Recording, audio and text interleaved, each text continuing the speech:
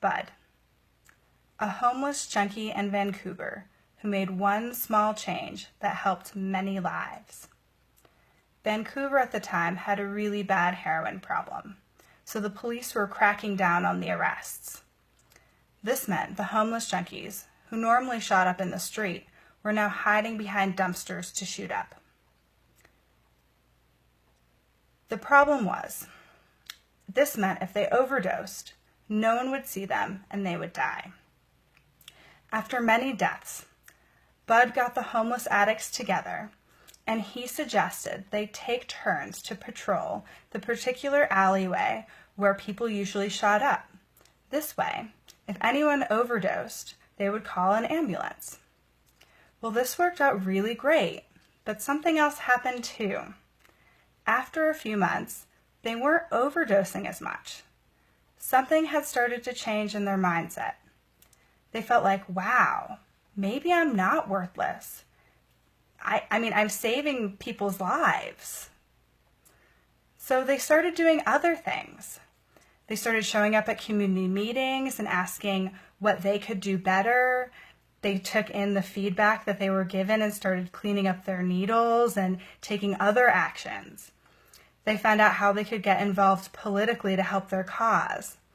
They were diligent for over 2 years and were able to get some really progressive services in place to support the heroin addicts to get clean in Vancouver. Now, if a homeless junkie can create this much positive change, what will you do when you accept your perfection and finally own who you are? Hi, I'm Jessica Disbrow, licensed social worker and registered psychotherapist in the state of Colorado. I'm also the founder and primary therapist of Higher Consciousness Healing. We offer empowering and holistic psychotherapy services to youth and adults in Lakewood, Colorado. For more information, please visit us on our web at www.higherconsciousnesshealing.org. And if you haven't checked it out recently, we do have a new website up. It has a lot more information, a lot more detail about who we are and what our practice offers, so definitely check it out. We also have a special announcement for Millennials at the end of today's show, which I'm really excited for. All right, today, you are already perfect, a spiritual and scientific argument. Why is accepting our perfection so hard? Well, I think it's because we know everything we do and we can see ourselves really clearly and really critically. And because we have a tendency to go towards the negative and to look for problems, we turn that on ourselves and it just becomes kind of a mess. Add that with judgment that we have for ourselves, along with feelings of guilt, shame, pain, trauma, all of that stuff kind of gets roped in. And if we didn't feel accepted and loved when we were children, before about age 8, we get the idea that we're not okay and that we're just not okay all the time. And that's a really hard place to live in. So we don't want that. So maybe you need a little bit of convincing as to why you are really perfect. Absolutely perfect right now. So I have the spiritual side and then the scientific side. They each have 4 parts. Ready? First, on the spiritual side, our soul is conscious energy, which is pure light and love and goodness. So we are 100% good because we were really made from God's love, or whomever you'd like to call that divine being. Number 2, souls come to this universe to learn and increase their consciousness. Okay? We're all on a learning journey. I very much believe that. And we're here to really learn about good and ego. Now, I'm sure many of you have heard about the battle of good and evil. It's been going on for a very long time. And I hate to break it to you, after all of my study and research, especially I have an English degree, lots of information about the hero's journey, which I'll provide a little bit more information on another post later.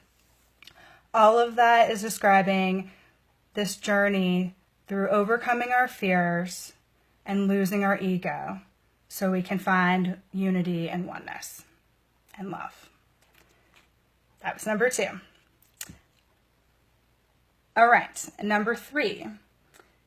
Because you are pure love and goodness and being and light and all of that stuff, you can only behave badly, but you won't ever be bad. Does that make sense? Because on the inside, you're perfect. You're beautiful, bright and shiny, but, we all have our stuff, our human baggage. Number 4. Life is really about lessons and not mistakes. I truly believe God does not punish, but only forgives. We're just like small children who need some guidance, who are feeling really lost and alone in this world we don't understand. However, it's for our own benefit to flourish and gain and gather our own personal strength so we can find that love for ourselves and that faith. So important. It's all about the unconditional love.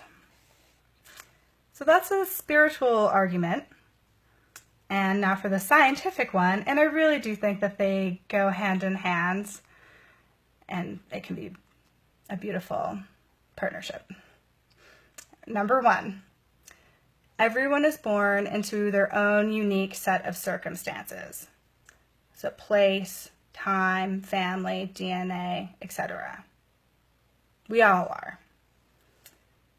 Number 2, our brain is then programmed by our environment, with, of course, our soul at the core. But our brain and our body are kind of like the human suit that we're now in, and it's our way of learning, Number 3, we grow up and we repeat these same patterns that were created in our childhood. And if you've been watching our show, I've talked a lot about that and how, neurologically speaking, if we don't really increase our awareness and take control in the present moment, we're basically wandering around like reactionary robots based on past patterning. And they're demonstrating this in neuroscience and with the brain.